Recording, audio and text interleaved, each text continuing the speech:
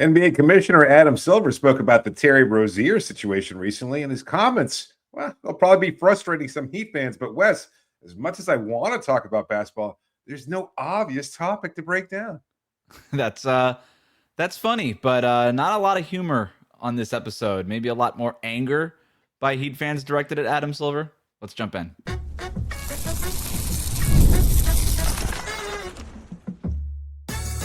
You are Locked On Heat, your daily Miami Heat podcast, part of the Locked On Podcast Network, your team every day. All right, welcome to Locked On Heat, your daily podcast on the Miami Heat, part of the Locked On Podcast Network, now the #1 sports podcast network. Whether you're tuning in on YouTube or on your favorite podcast app, thanks for making us your first listen every day.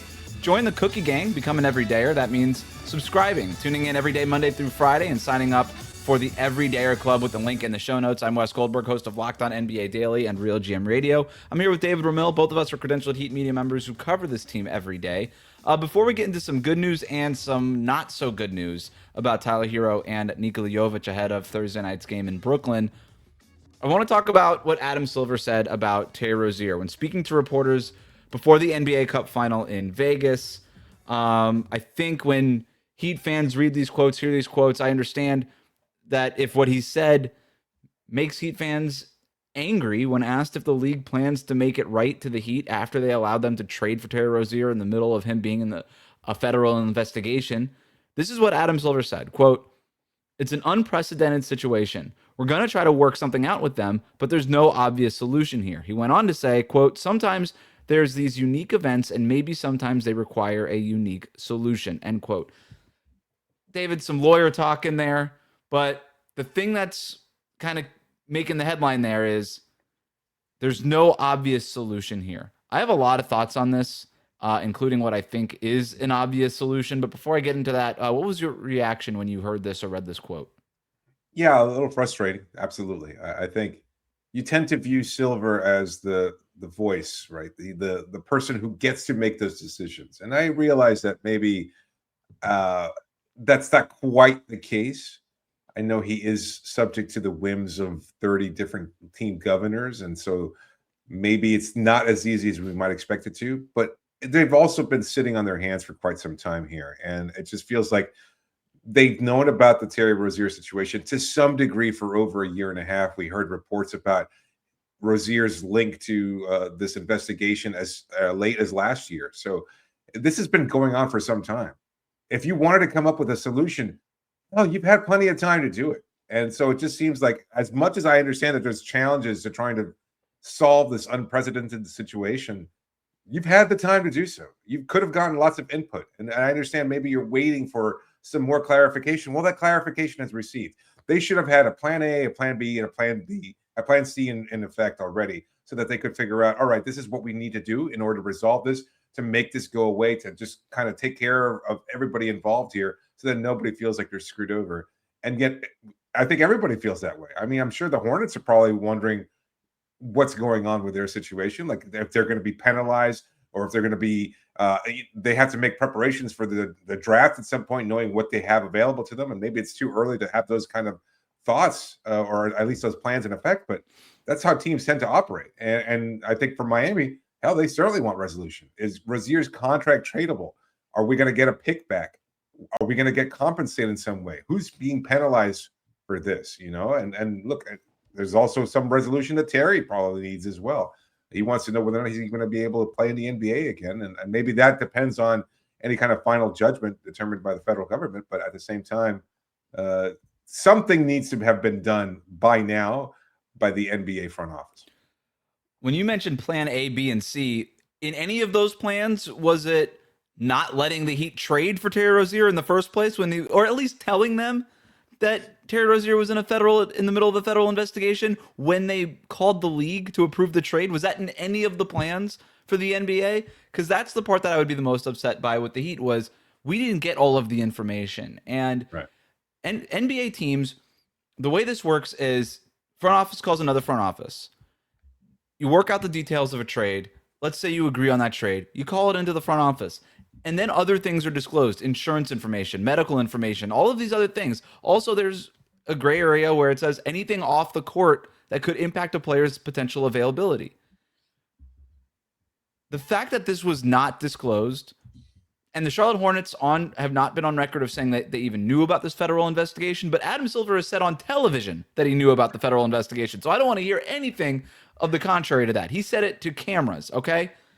It was on the league then to inform the Heat and maybe even perhaps the Hornets, this player is in the middle of a federal investigation, and then make a decision of how to move forward. The Heat have said that they were not aware of that. The Hornets have not said anything about whether they were or were not aware of it. And so I don't know that the Hornets necessarily need to be punished. But the Heat need to have something been done. The Heat needs something here. Something has to be done to make things right for the Heat. And when Adam Silver's and look, maybe they've been dealing with this whole Kawhi Leonard situation. I'll be willing to give them the benefit of that doubt, right? You're dealing with this Kawhi thing. That's a much bigger deal, I guess, because it's with a star player or whatever. It came first before the federal investigation came out and all this stuff. Maybe this was there, and the Terry Rozier stuff is on the back burner. And we've gotten some reporting lately that we should at least have some sort of announcement before the All-Star break on some sort of resolution on the Clippers and Kawhi scandal. So maybe they're just working one thing at a time.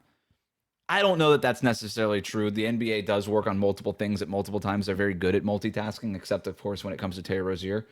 When Adam Silver says there's no obvious solution, I got one.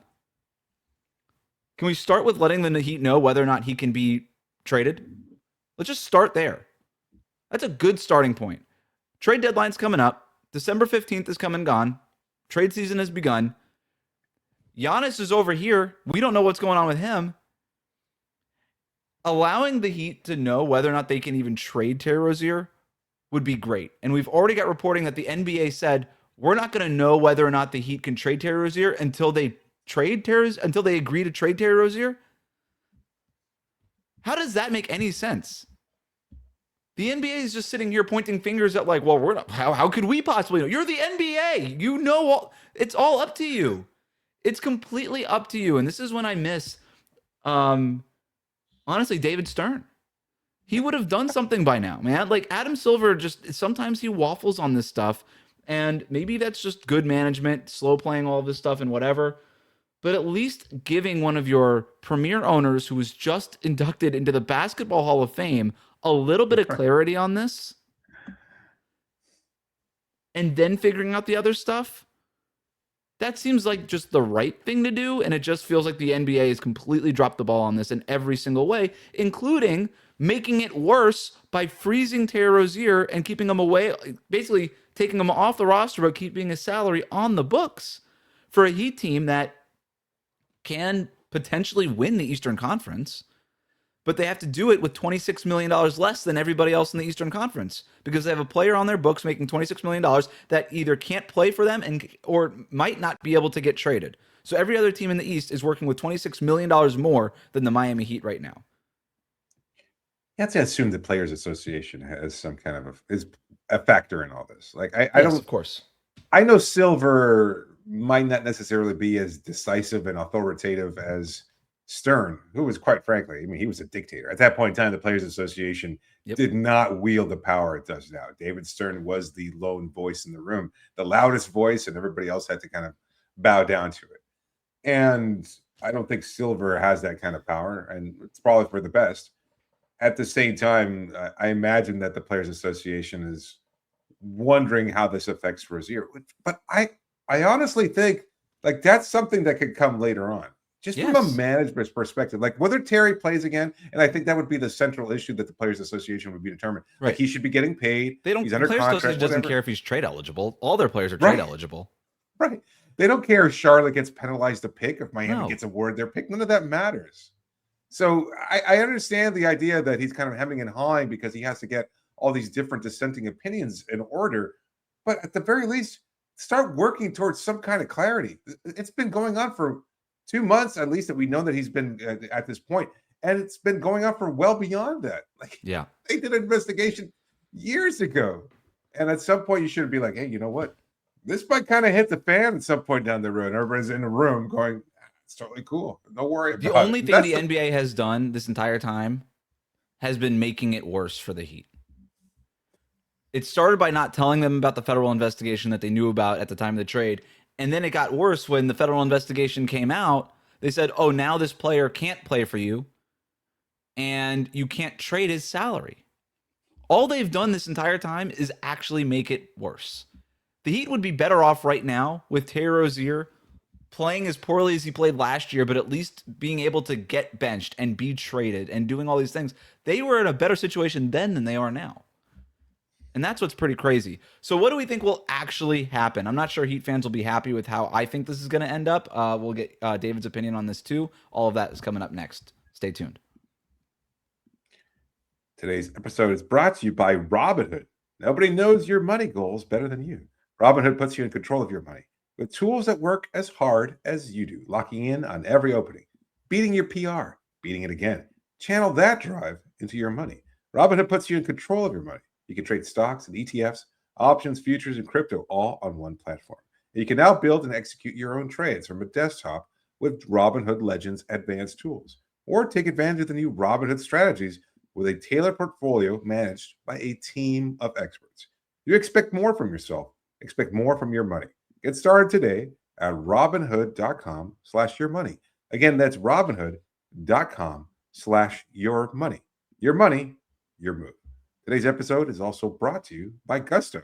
Let's be real. No one starts a business for the joy of calculating tax withholdings or managing payroll spreadsheets. Well, that's where Gusto comes in to take the stress out of payroll, benefits, and HR so you can focus on running your business and supporting your team. Gusto is the all-in-one remote-friendly payroll and HR platform that makes managing your team simple, transparent, and fast. Whether you're hiring, onboarding, or paying employees, Gusto helps you do it all from one place without the hassle or the hidden fees. There's unlimited payroll runs for one monthly price, which means no surprise charges at the end of the month. And there are automated tools like offer letters, onboarding materials, and direct deposits save hours every week. And knowing you can reach certified HR experts anytime, well, that'll give you the peace of mind that you're looking for as a business owner. So try Gusto today at gusto.com/LockedOnNBA and get 3 months free when you run your first payroll. That's right, 3 months of free payroll at gusto.com/LockedOnNBA. One more time, that's gusto.com/LockedOnNBA. We'll be right back.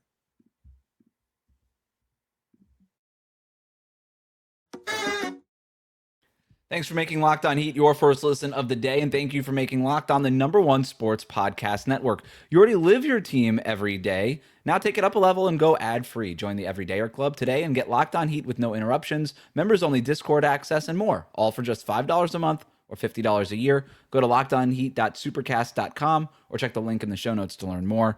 Here's how I think this is going to work out and how I think everything gets settled here. I think the Heat will be able to trade Terry Rozier.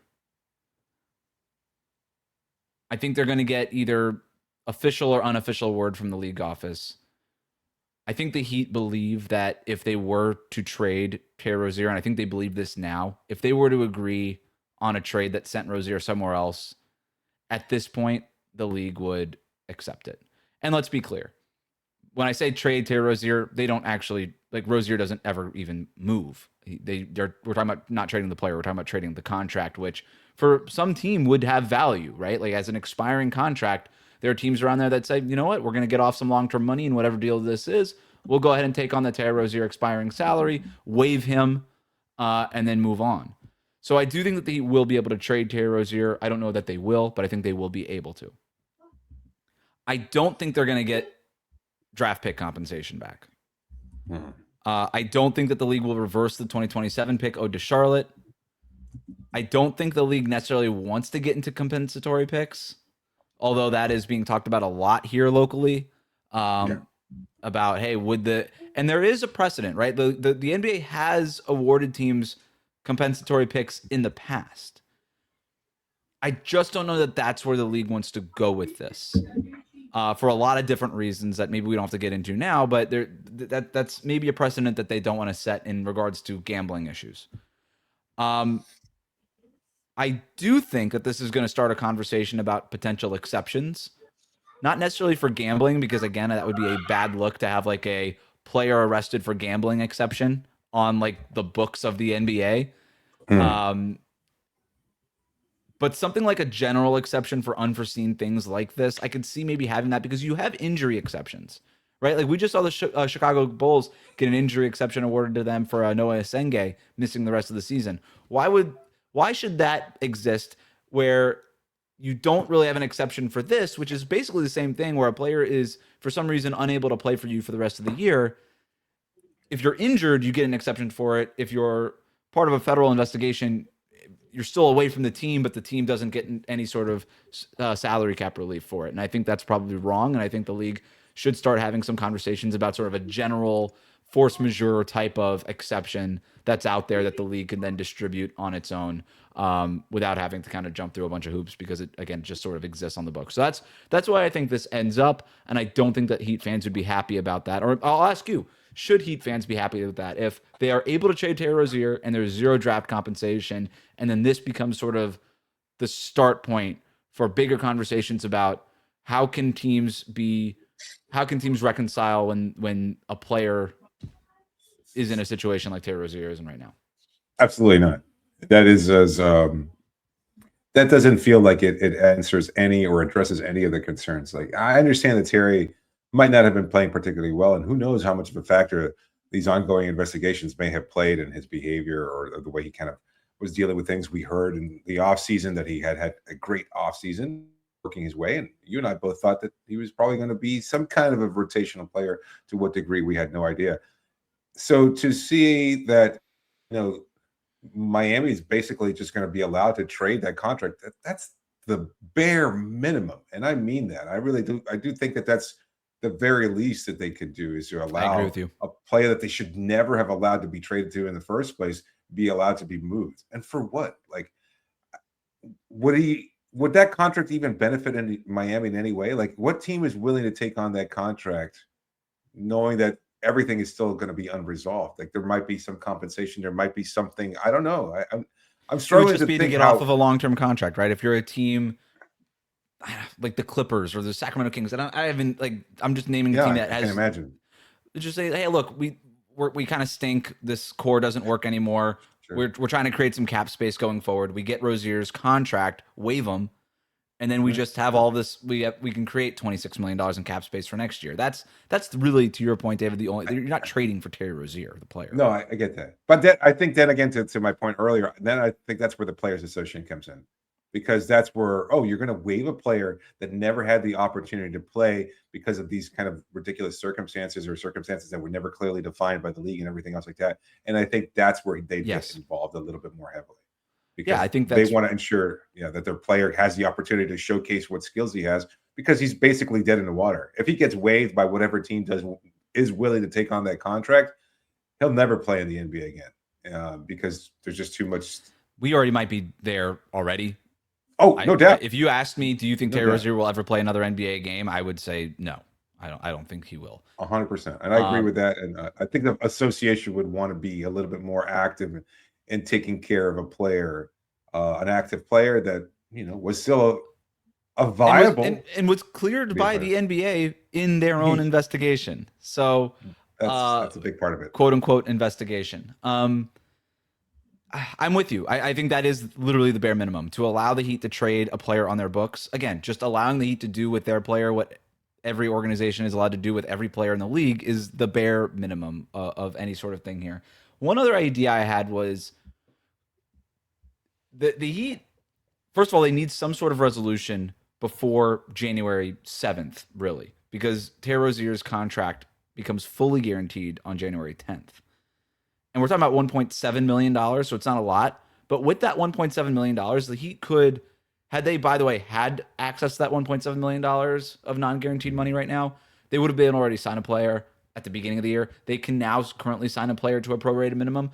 But what if the league were to just say, you know what, we're going to give you a $1.7 million exception or in cap relief or whatever it looks like, so that now you can go out and sign a player to a prorated minimum. And if the Heat actually had money, that access now, they could sign 2 players to a prorated minimum. So if Terry Rozier were off the books and the Heat were on 13 standard roster spots as opposed to 14, then they would have 2 spots to fill. So giving them that $1.7 million would allow them to fill those 2 spots, or offer a potential free agent more than the minimum, right? You offer that to one player, and that makes you more viable in the buyout market and things like that. So that could be an idea there, but that's the other thing. If I'm the Heat, I'm saying I would like to know before January 7th if Terry Rozier is going to be a part of this team or if we're going to be able to trade this guy, because if he's on the roster, his contract becomes fully guaranteed at that point.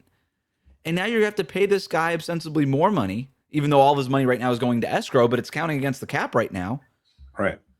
And you have limited flexibility. And by the way, you're not allowed to waive him right now. If the Heat are not allowed to waive him before January 7th, like the NBA has to have something done by then, or else the Heat get screwed again. Where the only thing that's been happening here is the NBA has made this only worse for the Heat, not in any way better. And there's a chance that they can continue to make it worse before they make it better. So we'll see what happens. We do have the latest on Tyler Herro and Nikola Jovic's injuries. Good news and bad news. We'll talk about that next. Today's episode is brought to you by Rocket Money. You ever feel like your money just disappears each month? I know it does the way. It happens fast. A few subscriptions here, an impulse buy there, and suddenly the numbers in your bank account don't match the numbers in your head. Well, Rocket Money helps you get clarity, track every dollar, and stay in control of your finances, because managing your money shouldn't feel like a second job. Rocket Money does the heavy lifting for you so you can save more and stress less. Rocket Money finds subscriptions that you forgot were paying for and helps you clean them up quickly. It happens more and more in today's world. You sign up for something, maybe a free trial, maybe something else that you need just to get something delivered quickly. I know I've been there. And next thing you know, you wind up paying extra money every month for something that you don't even need or might not even use. I like how Rocket Money automatically builds budgets based on past spending too. It keeps you on track without overthinking it. And in having the app find good times to save each month keeps you consistent with your financial goals. If you're saving for something down the road, Rocket Money will help you reach that goal even faster. So take control of your finances and cancel your unwanted subscriptions with Rocket Money. Go to rocketmoney.com/lockedon today. That's rocketmoney.com/lockedon. rocketmoney.com/lockedon. We'll be right back. So the Heat won't have Tyler Herro or Nikola Jovic for Thursday night's game in Brooklyn. They've already been ruled out for that game. The good news is that Nico estimates that he's going to miss at least a week with an elbow injury. We already discussed the fact that the MRI came back negative. Considering how that looked at the time, David, This is good news. We're talking about weeks now. The Heat are officially calling him day-to-day. Jovic says he's probably going to miss about at least a week. But again, good news considering that looked like season-ending. Yeah, absolutely. I'm glad for him. Hopefully, look, he's already been struggling this season with enough. He's trying to figure out his place here, but hopefully he can get to that point where he can come back from injury and continue to build something and salvage his season to a degree for his sake, but also for the Miami's as well, for the team. They need something out of Nico. Yep. They just haven't been able to get that. So right now, luckily for him, the injury wasn't as severe, and you just wish him a speedy recovery. So that's good news, bad news. Bad news here. Tyler Herro said that he expects his latest toe injury absence to be, quote, very short term, and he is traveling with the team to Brooklyn. Sounds like good news, right? Well, I don't love the sound of everything else he said to reporters after practice. He said that he's dealing with pain and swelling and that he should never have practiced in the days leading up to being a late scratch right before that Toronto game in the first place. So he's expressing regret there. Don't love that. He said, quote, that kind of sparked things back up. I want to try to get control of it, and I can play through the pain. That sounds like, to me, a setback. Nobody's using that word, but that's just what that sounds like. I'm hoping he doesn't have to miss much time, but I think more importantly here, I just hope that he gets right and fully 100% right so that this doesn't stay a lingering issue all season long. These toe injuries, man, these are the kinds of things that can linger. Look at what's going on with Darius Garland this year. It's the same thing. You want to get this completely right, and I think that has to be the priority for Tyler Herro in the Heat right now. Absolutely. I've thought about this. Do you think maybe he rushed back too soon? Yes. Yeah, I've considered it. I think, there was a lot of buzz about how good this team was playing and, Tyler's role in it. I think we questioned it, and we thought he was going to be able to jump in there pretty quickly and be able to acclimate to the offense and everything else. And you wonder whether or not he was kind of feeling any sort of pressure to make sure he came back and remind everybody how impactful and how good he is. And maybe it was just too soon, especially at a point in time the when other part the of Heat it were was playing well. that was exactly 17 games that he missed. Oh, for postseason consideration. The 65 game rule. Oh, wow. Maybe it's a complete coincidence. He also had that date circled for a long time. He also told us at Media Day that that's around when he wanted to come back. Yeah. If he made All NBA this year, he would have been eligible for a larger max contract. Now, whether he's going to make All NBA was probably a long shot in the first place, but Sure. there's a lot of players limited by the 65 game limit. Chances are that Giannis and Luka won't even be eligible. LeBron's probably might not be eligible for the 65 game. Spots open up, in other words. And Tyler Herro was closer than I think people think to potentially making All NBA last year. So you at least, if you were Tyler Herro, you at least wanted to keep that option open, but that's already been gone. But yeah, I think he missed exactly 17 games. I'm not trying to report anything here. Right. I don't know that that's exactly right, but it's a heck of a coincidence also. No doubt. Yeah, it should. I think a lot of players do take that into consideration. I mean, they have to. That's it's a lot of money, right? Like it's a lot of money that you're giving. Man. That's your job, dude. Like, for the record, I'm not disparaging Tyler Herro at all. It's your job. At the end of the day, this is your job. Your job is to make money and to maximize how much money you can make. If you can get back, and he looked like he scored 24 points and won the game for the Heat in the fourth quarter against Dallas when he came back. Like, let's not act like he came back and he was hobbled. He came back and looked way better than Darius Garland has looked at any point this season. So, look, did he rush back? Maybe, but it's not like he was playing poorly. But to what Tyler Herro said, it did kind of spark things back up, to use his language there. So we'll see what happens. He says it's short term. Like I said, you and I agree. More importantly, you've already been ruled out for postseason awards. That part's done. Just get right. Just get right, dude. They need him, right? They're not playing super well right now, but they need him longer term more than they need him even in this short term little swoon that they're having. Quick preview of tonight's game in Brooklyn. David, when I look at the key to win this game, I look at Brooklyn taking the 5th most threes in the league and making the 6th most threes in the league. And Michael Porter Jr. is a big part of that. The Brooklyn Nets are not good. They're 6-3 when Michael Porter Jr. scores 30 or more points. They're 1-11 when he scores less than 30. So that's it. That's a concern. Yeah, that's it. Look, we've talked about Miami's offense, and I think a lot of people are focused on that with good reason. And that seems where the drop off has been most glaring. But this also feels like the kind of game that if they're not on point defensively, a team like Brooklyn has nothing to play for, really. They can go off at home, and Miami could wind up kind of continuing to reel here a little bit because we've talked about the intangibles, the idea that they've lost their identity a little bit, that they're not playing well. You've talked about a lot of different things that they're not doing well on the court, whether it's drives at the rim or hitting from the perimeter. All those things are kind of going to build up. You don't want this to snowball. This is an opportunity for Miami, and I talked about this last time. They have something here, an inflection point in the season potentially, where they can still salvage things, they can still turn things around and start building back towards what we saw, or at least a combination of what we saw earlier with this new team moving forward, whatever that might look like. But to continue to spiral is going to be such a huge blow for this team that looks so good and so, I don't know, they just look like they were on the same page and working towards something bigger and better. And now I think they've lost that a little bit. So this game represents something huge. What do we call it? A must win? Yeah, not really a must win. Yeah, not a must win, but you really ought to. Yeah. you really ought to win it. Brooklyn's also 28th in turnovers per 100 possessions. They're 26th in transition defense. That's what represents Miami's best chance to win this game. So to me, I look at this and it comes down to this: get more possessions by forcing turnovers, contest their threes, and hope Michael Porter Jr. doesn't get hot. Yeah. And that's your key to win. This is what we call a get right game. You better go get right. That'll do it for us today. Thanks for tuning in today to Locked On Heat. Make sure you subscribe and follow Locked On Heat so you get all the latest episodes. Find us on Twitter and Instagram at Locked On Heat. Did Locked On Heat make your Spotify Wrapped? Prove it on social media to secure a free month of our brand new Everydayer Club. Just tag our national Locked On Podcast Network account on any social platform, and we'll drop you a code. Be one of the first to join the Everydayer Club to get your favorite show ad-free and exclusive access to the members-only Discord channel. For those of you on video, we send you the first ever 24/7 national NBA YouTube channel on audio. Make sure you make your second listen Locked On NBA Game Night or Locked On NBA Daily.